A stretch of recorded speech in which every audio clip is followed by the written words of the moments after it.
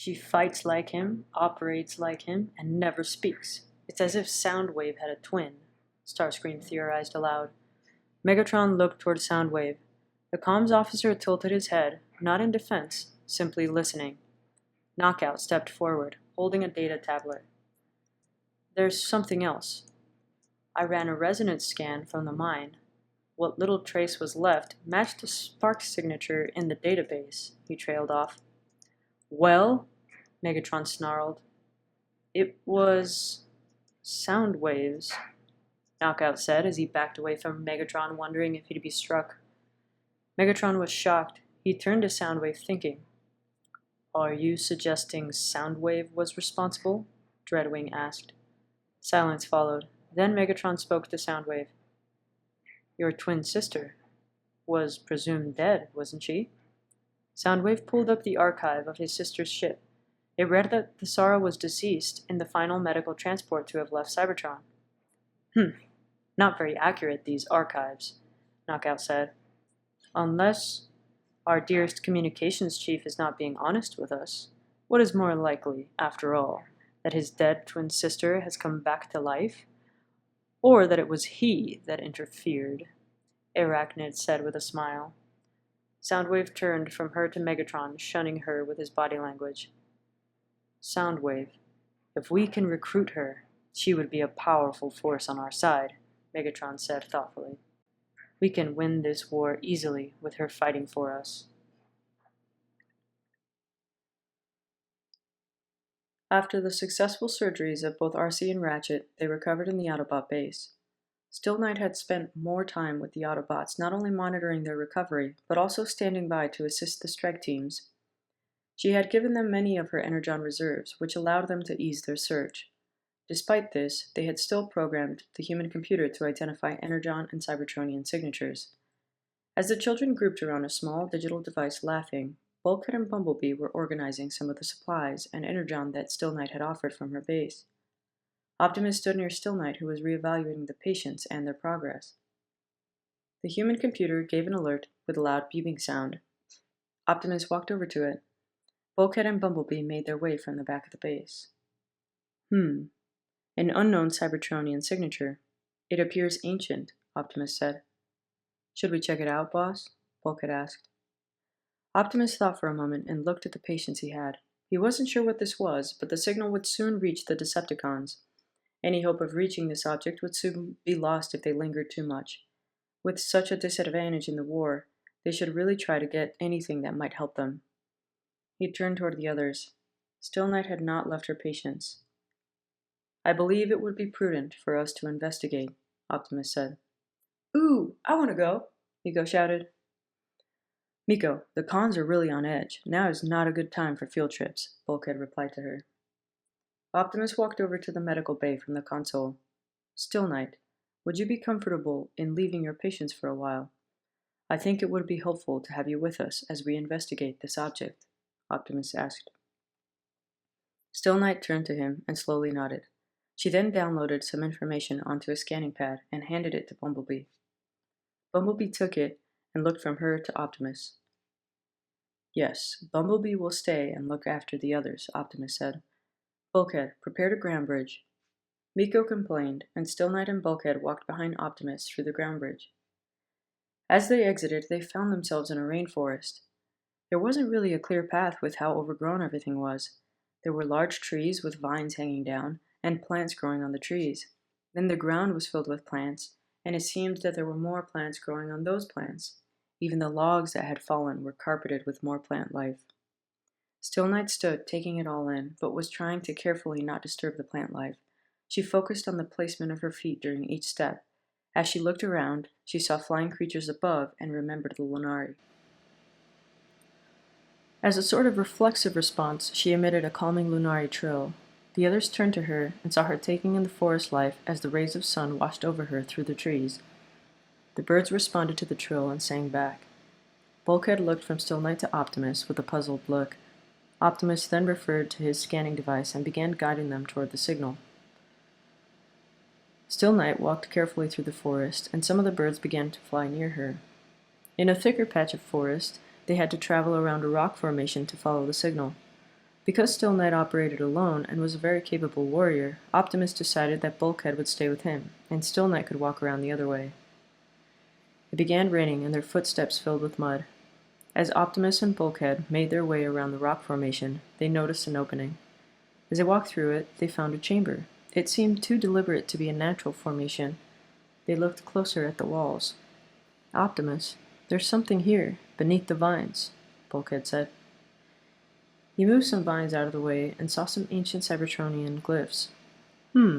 Optimus said as he helped to remove the plants. Pulling away all the plants from the wall, they saw a large archway and a stone door. Bulkhead pounded his fists together. "Hold on, Bulkhead. There seem to be instructions on the archway, although they are corrupted by the weather in this area," Optimus said. Rain from above was dripping down the archway. Where it was dripping, the glyphs were eroded to a smooth stone. There were many cracks and chips in the monolith. "These are ancient Cybertronian glyphs, but many are lost to time," Optimus said, inspecting them. "I can recognize some of the language from long ago." "Can you read it?" Bulkhead asked. After a moment, Optimus leaned in and read, "The gate shall yield to worthy flame. When silence walks, it speaks a name." Bulkhead blinked. "A prime, right? Worthy flame. Gotta be you." Optimus did not answer immediately. He laid his hand on the center of the arch. Nothing happened. The glyphs remained dead. "Perhaps," he said quietly. "Or perhaps not." Just then, a soft sound behind them. The calming trill they had heard earlier. It was Stillknight announcing her presence to them. With silent footsteps, she walked into the chamber and looked at the archway. As she neared, the glyphs flared to life, glowing in bright energon blue. Even the damaged inscriptions that had been lost to time, home, and reform. Bulkhead stared at the wall coming to life. Boss?" he asked. A deep rumble echoed in the stone. Then, with a loud crack, the great door opened. The opening revealed a passage carved with delicate precision. It was smooth and intentional. Inside, there were a small amount of Icona plants. Stillknight paused for a moment at the entrance. This had evidence of Knight's presence. As she began walking once more, the light shimmered around her in recognition. Optimus and Bulkhead had followed her in, and Bulkhead stared at the reaction of the bioluminescent plants to Stillknight, glancing at Optimus. "Okay, so this is a Knight thing?" Bulkhead said. He then directed his next statement at Stillknight. "Because you didn't even touch anything." Stillknight gave no reply. She walked forward, slow and deliberate. Optimus followed, his voice low as they passed into the chamber. "There have long been whispers of a prophecy left by the Knights of the Temple," he said. "One that speaks of a prime, of rebirth, and of ending a war." Bulkhead looked from Optimus to Stillknight with an eyebrow raised. At the end of the chamber stood a stone altar. There were ancient glyphs etched into a shrine. It was cracked and broken, damaged by time and overgrown with moss. The fractured shrine did not repair when Stillknight walked over to it. Optimus stepped forward. "Some of it is intact," he said. "A spark once whole, torn by war's cruel hand. There was a large crack, and the monolith section had fallen directly under where the rain drained into the cavern. It was worn into a smooth surface, the water flowing through the etched curve in the stone. On the next piece, there were some more glyphs. The prime, meet near the gate. No word of power or fame, whisper only duty's name." Another big break in text. The final piece held these words as remnants. "One shaped by loss, yet taught to stand. No titles claimed, no power sought. Acts with care, brings the end and draws the line. A world reborn, rebuilt with time. Their symbol raised by Prime." They took in the words for a few moments. "So you meet someone near a gate, like a ground bridge or a space bridge?" Bulkhead asked Optimus. Optimus remained thoughtful, optics lingering on the phrase, "their symbol raised by Prime." Meanwhile, Stillknight knelt silently at the base of the altar. Small Icona vines had emerged from the stone near its base. The pale, silvery blue tendrils curled protectively over the cracked foundation. They reacted to her presence immediately, uncurling gently and reaching for her hand. She lowered her fingers to meet them. They shimmered in soft pulses of bioluminescence. Brings the end, a world reborn, their symbol raised by Prime, Bulkhead read aloud. Sounds like we might actually win this war. The lines are vague, but they reflect what the Matrix has asked of me, Optimus said. Then the vines pulsed and retracted. Stillknight stood rapidly. This time she made the Lunari danger trill to warn the others. Although they were unfamiliar with the trill, the scene had put them on edge. The plants had retracted, Stillknight had stood, her armor pulsed brightly, and the ominous trill made Optimus and Bulkhead arm themselves. Stillknight silently advanced back through the corridor. They could hear the voices of Knock Out and Starscream with several Viacon troopers. The Autobots and Stillknight hid inside the shrine chamber, waiting for them. The Decepticons were arguing outside. "What is this place?" Knock Out asked, scanning. "Some sort of archway. The signal is coming from within," Starscream responded. "These plants, they carry an energon signal," Knock Out said. "Come, Doctor. Lord Megatron will not be kept waiting," Starscream replied. They stepped deeper into the shrine chamber until Starscream stopped short. His optics narrowed, and his arm raised with a talon pointed across the room. He shouted, "You!" Stillknight stood at the far end of the chamber silently. Knock Out yelped and ducked behind Starscream. "We are not equipped for this," Knock Out shouted. "Attack! Destroy her!" Starscream shouted at the Viacon troopers. Viacon troopers surged forward, Stillknight's blades unsheathed with a hiss, her armor pulsing. The Autobots flanked her. The clash was brief and decisive. Stillknight disabled 2 troopers in swift, precise movements. She stepped over one as it collapsed and approached Starscream and Knock Out with cold purpose. "Stay back!" Starscream shouted frantically. He launched a missile from his forearm. The explosion rocked the shrine. Cracks spidered through the ancient walls. Chunks of stone collapsed and a cluster of Icona vines was crushed beneath the falling debris. "Uh-oh," Bulkhead said under his breath. Stillknight turned toward the damage. Her optics pulsed brighter. Her knight's insignia and blades flared, glowing with a deep orange fury. She turned back to Starscream, fast. He barely had time to shriek before she was upon him. Without a word, she slammed him into the wall. He writhed. Stillknight gripped the base of his wing and tore. "No, no, no!" Starscream shrieked. "Let him go!" came the voice of Knock Out from the shadows as he fired. Stillknight rotated Starscream's body into the line of fire. The shot struck him in the arm. He howled. "Scrap!" Knock Out said. Stillknight threw Starscream hard into the trunk of a massive tree growing just outside the mouth of the chamber. The impact scared several birds away. He collapsed, groaning. The 2 Decepticons scrambled, limping into the forest, and fled. Silence returned to the shrine, broken only by the low hum of wounded Icona vines. The Viacon troopers lay scattered across the chamber floor, disabled. Glancing at Optimus and exhaling, Bulkhead said, "Whew! Remind me not to step on the plants." Optimus said nothing at first, watching Stillknight. She had already returned to the vines, kneeling beside them. Her hands moved carefully, gently repositioning one of the damaged stalks. The vines glowed faintly beneath her touch in appreciation. "Her connection with them is profound," Optimus said. "Yeah, seems almost personal," Bulkhead responded. Stillknight paused, placing her palm lightly against the ground where the vines had been crushed. She remained that way for a few moments, then rose and crossed the chamber.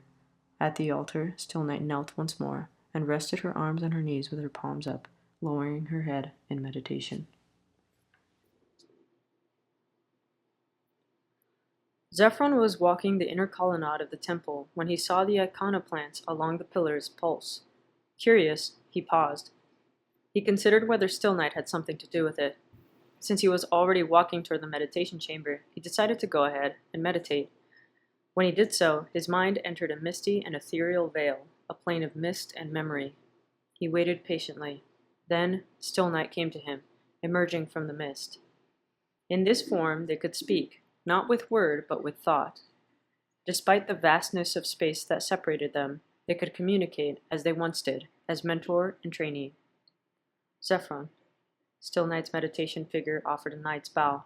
"Stillknight," he said and nodded. As they knelt before each other, Stillknight said, "I went with the Autobots to investigate an ancient Cybertronian signal. We found an old archway, then inside, a shrine.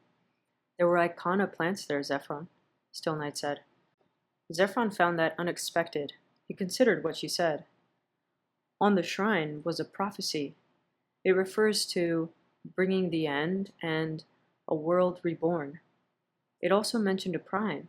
I was with the last of the primes, Optimus. I assume it meant him. But why would there be a knight's shrine on Earth? Stillknight asked. Zephron, still processing the information, could offer no answers. I do not know, Stillknight. I was unaware that any other knights had been on Earth. I will consult Bastion, Zephron responded. Stillknight offered a light bow. Then, across the distance of space and war, Optimus's voice echoed like a summons. Stillknight? Stillknight turned to him and rose to her feet. We are ready to return to base, Optimus said. Stillknight nodded silently, her optics lingering on the shrine chamber's faintly glowing walls. The resonance of the plane clung to the air like a whisper. The Autobots moved to secure the shrine's key artifacts, what they could carry, and planned to reconstruct its significance away from Decepticon interference. Vines pulsed faintly around the perimeter, still connected to the deeper network of Icona growth beneath the soil. As the others prepared the relics, Stillknight lingered by one of the overgrown alcoves. Nestled beneath a fractured root lattice, a single plant caught her attention. Unlike the others in the chamber, it glowed a deep indigo, a shade she had not seen in her own garden. Its leaves were broader, its tendrils fewer, but more deliberate in their movement. It pulsed gently, almost in rhythm, with her own spark. Stillknight knelt and extended her hand.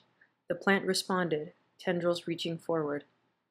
Where most Icona bonded near her forearm, this one touched near her wrist, then paused. There was recognition, a faint resonance. She carefully collected it in a containment pod and rose, holding it close as the ground bridge spun open behind them. They stepped through the vortex and into the medbay of Omega-1. Inside, RC and Ratchet were already awake, recovering but alert. Bulkhead crossed the room toward them with Optimus and Stillknight behind. Good to have you back, Doc, Bulkhead said, giving Ratchet a gentle nudge. You missed one heck of a field trip. Bulkhead then turned to speak to RC. How are you feeling, old friend? Optimus asked, placing a hand on Ratchet's shoulder. Stillknight remained near the rear of the room, carefully placing the indigo plant in a nutrient cradle beside her temporary workstation. As she did, the containment pod glowed faintly, 2 pulses in harmony. Stillknight then turned to rescan both patients and found them recovering well. Quite well, Optimus. Bumblebee described our wounds and the surgeries that Stillknight performed. We are fortunate to have had another physician available, Ratchet said. And we are just as fortunate, Optimus said with a soft smile, to have ours back. Then RC could be heard in her conversation with Bulkhead and Bumblebee. It sounds like it's about Optimus, RC said. That's what I thought. I mean, no other primes, right? Bulkhead responded. Still listening to the conversation, Stillknight began scanning the small plant and comparing its genetics to those from Icona. The shrine did not open to me, Optimus said. It opened to Stillknight. They all turned to look at Stillknight. She returned their gaze. Optimus took a few steps toward her. Are you familiar with this prophecy? Optimus asked gently. Stillknight shook her head. But the shrine referred to a prime, Bulkhead said. Maybe she was just the key to unlock it.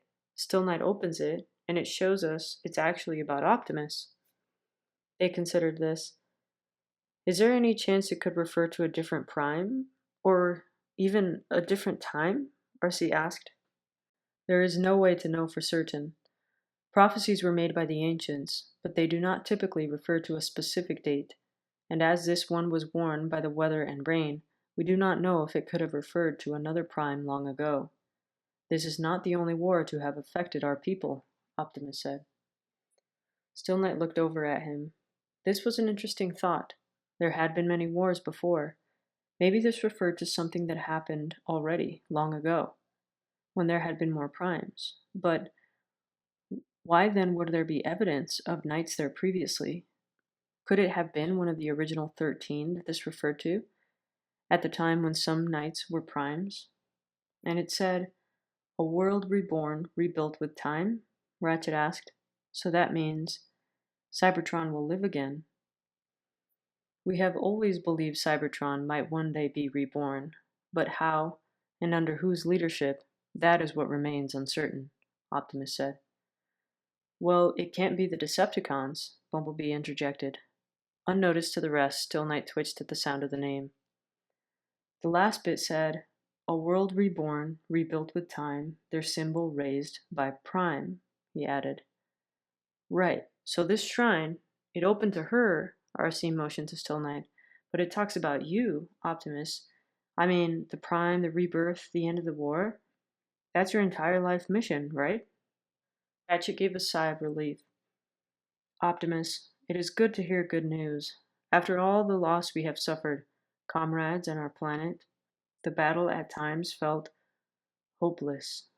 Ratchet looked down. Optimus walked over to him and placed his hand on Ratchet's shoulder. There is always hope, my friend, Optimus said soothingly. Once the Autobots were fully recovered and Stillknight returned to her base, the remaining team gathered in the command center. Raphael and Optimus stood at one end of the console, combing through the flickering fragments of Cybertronian archives, dusty, half-corrupted data pulled from ancient night codices. Most of the files had deteriorated beyond repair, but enough glyphs remained to hint at something older, something foundational. While relieved by Stillknight's intervention in the mine, with the sheer precision with which she'd dismantled the Decepticon advance, unease lingered. There were few warriors alive who could best Megatron in single combat, fewer still who would choose not to. She had him, RC said, arms crossed tightly, optics narrowed. Megatron was exposed. She could have ended it. Why didn't she finish it? She stood near the medbay with Ratchet double-checking her recovery and his own. Maybe she couldn't? Bulkhead offered from across the room, though the uncertainty in his voice betrayed his own doubts. Couldn't? Or wouldn't, Wheeljack replied, because she single-handedly decimated their entire flank. Those Decepticons dropped like scrap, and they're no pushovers. She's a knight, not an assassin, Bumblebee chimed in with a rapid series of beeps, his tone measured. Exactly. But we're at war, RC said, throwing up her hands. She's acting like this is some kind of spiritual pilgrimage. RC brushed Ratchet off and walked closer to the others. Her mission has never been our war, Optimus said calmly, looking up from the data fragment with the weight of centuries in his gaze. The Knights were forged to protect life, not factions, not power, not victory. Stillknight's duty is to Earth, not to the conflict we brought here. Wheeljack leaned forward on the console. So the best blade in the galaxy just watches from the sidelines because of some ancient scroll? It's not a scroll, Raphael spoke up, the glow of the screen reflected in his glasses. It's an oath. They turned to him. That's what it says here, he said, pointing to a partially translated glyph. The oath of the silent flame. Knights only act when life itself is at risk, not pride nor territory. The room fell into thoughtful silence. The hum of the command center filled the space like a breath being held. But some knights have ended wars, haven't they? RC asked, softer now, the fire dimmed by curiosity. Optimus nodded.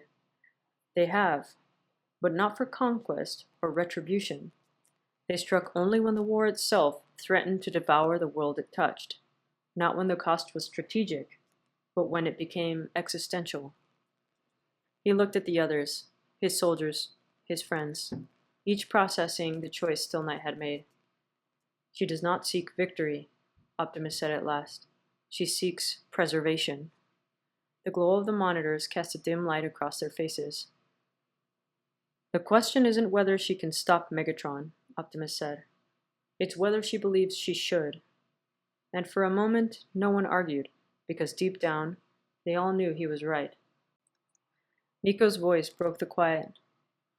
Okay, but then why save Team Prime? She asked from the stairs, her tone edged with frustration and confusion. If she's not choosing sides, why risk everything to protect Autobots? Raphael looked over the database again. She didn't just fight for us, Jack said quietly, from where he stood near the railing. She protected that village in Peru. She helped those miners in Texas. She's been helping humans. But we're on your side, Miko pressed, eyes on Optimus now. So doesn't that make her part of your side too? She fights to protect life, not allegiances, Optimus replied, voice even. If it had been humans caught beneath a Decepticon raid, or Autobots left to burn in Megatron's wake, she would have intervened all the same. Not because of who we are, but because of what we were risking. Raphael finally looked up from the laptop and said, "It says here, part of the Oath of the Silent Flame is to shield those who cannot shield themselves, and also to stand between the innocent and the fire." You could hear the humming and occasional beeps of the console for a few moments. She acts only when innocence is endangered. She must have deemed us innocent in that battle when she rescued us, Ratchet said from across the room, his tone wary but thoughtful. Even I can admit, that's something rare these days. So we're not allies, RC muttered, arms still crossed. We're just the current problem she's willing to fix. Or, Bumblebee chirped, his tone hopeful, we're the ones who've earned her trust, for now. Also, RC, do you remember the Decepticons when we first entered the chamber with the Energon? Yeah, B, I remember they shot you, RC said grumpily. But before that, Starscream said, "Come to interfere with another mining operation? Well, not this time." RC tilted her head thoughtfully. I'd forgotten about that, she replied. We have noticed significantly more guards at Decepticon mines, Bulkhead said thoughtfully. Ratchet turned to Optimus. So maybe they were after Stillknight. She was the one interfering with their mines, and we were caught in the crossfire. Optimus thought for a moment, then said, "It stands to reason that if she was interfering, and the Decepticons captured and wounded us while going after her, that she would have to rescue us to be true to her oath." Console's rhythmic beeping echoed softly through the room, a faint heartbeat in the hush that followed Optimus's words. RC frowned, arms still crossed, but her stance less combative now, more thoughtful. "So where does that leave us?" she asked. "Are we allies or not? If we cross paths again, will she help us, or just watch?" No one answered right away. Then Jack spoke, quiet but steady from the edge of the room. "I don't think she sees us as allies or enemies. She sees us as part of the world she's trying to protect." Miko glanced up at that, the idea settling into the air between them. "She's not choosing sides," Raphael said. "She's choosing who needs her." Ratchet exhaled deeply and leaned on the console. If that's truly the code she lives by, then maybe it's not about trusting her. It's about proving we're worth protecting. Optimus nodded slowly, his gaze still on the fragmented glyphs as their meaning burned deeper into his spark.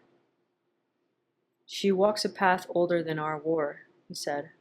"Stillknight follows her oath, and if that means she stands between us and destruction once more, then we should count ourselves fortunate." Bumblebee gave a soft trill of agreement. The room quieted again, but this time the silence was different, not strained, just contemplative. A moment of reflection in a war that rarely allowed for such things. Above them, the last line of the glyph glowed softly on the screen, as though the ancient code itself were listening, to preserve the course of life untouched by conquest or greed. And with that, they returned to work, knowing now that there was one on their side, but not of their side, a silent flame, watching from the dark. In the Decepticon ship, the Nemesis, Megatron and several of his lieutenants gathered in the war room. The room was dimly lit, humming with ambient energy. Knockout and Starscream would describe why they had failed to secure the shrine, and they would all discuss the matter of the unknown Cybertronian interfering with their missions. Around the table stood Megatron, Starscream, Knockout, Dreadwing, Shockwave, and Soundwave. The air was thick with scrutiny. "As requested, we Enhance the image, my lord. Starscream shifted uncomfortably. The glyphs are ancient. They predate the Great War. Knockout pulled up a holographic projection at the center of the table, showing the undamaged words they were able to see on the shrine. Megatron leaned back slightly as he read and tilted his chin back. And you say she was with them? Megatron said angrily. Knockout gave a cautious nod. There were also plants that had energon signals, Knockout said. Yes, she seemed very fond of them, Starscream muttered under his breath as he rubbed his arm where Knockout had shot him accidentally. Curious, Shockwave said in his level, logical tone. There are rumors of such plants on alien worlds. Their biology seems inconsistent with that of this planet, however. Anomalous, but not unprecedented. And your new device, Doctor? Megatron snarled. Knockout had created a continuous scanning device after they had been pummeled by Stillknight. It would allow them to collect more information about her if they encountered her unexpectedly. Yes, my lord, Knockout said, nervously. The spark signature was indeed that of Soundwave.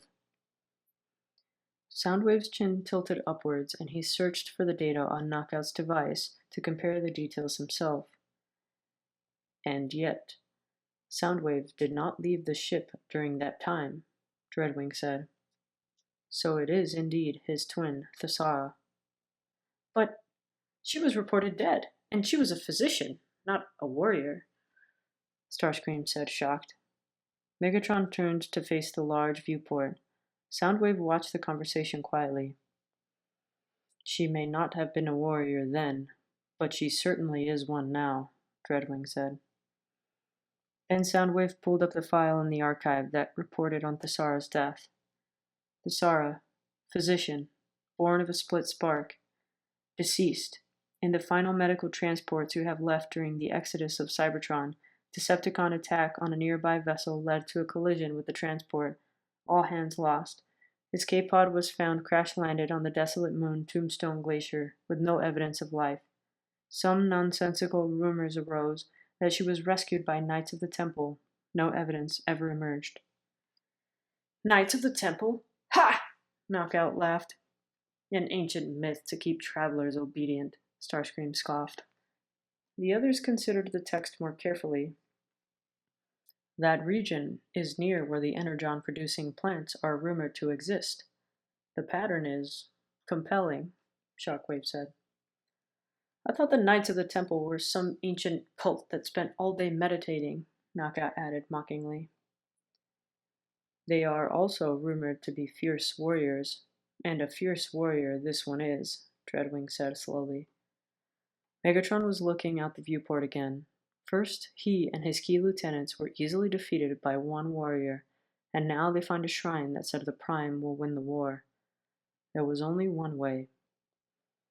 A warrior, molded in shadow, aligned with the Autobots, welcomed by the Knights. They all waited for him to continue and did not speak. We have an opportunity, Megatron added, turning to them once more. We might persuade her to join our cause, Megatron motioned to Soundwave. This Knight is not just interference. She may be a variable we fail to account for, but a variable, Megatron said coldly, can be controlled. Megatron ended the meeting. After he did so, Starscream came over to him. And what if she doesn't come willingly? He asked. Megatron looked out of the ship through the large view screen. We will persuade her, if there is any hope of interfering with this prophecy. She may be the key to defeating the Prime, Megatron said. And what if she sides with the Prime? Starscream asked. Then we will remind her what side began the war, Megatron said. Prepare the human distress beacon. The Autobots will come, she will come, and when she arrives, Megatron turned back to look out the view screen. We will make her choose.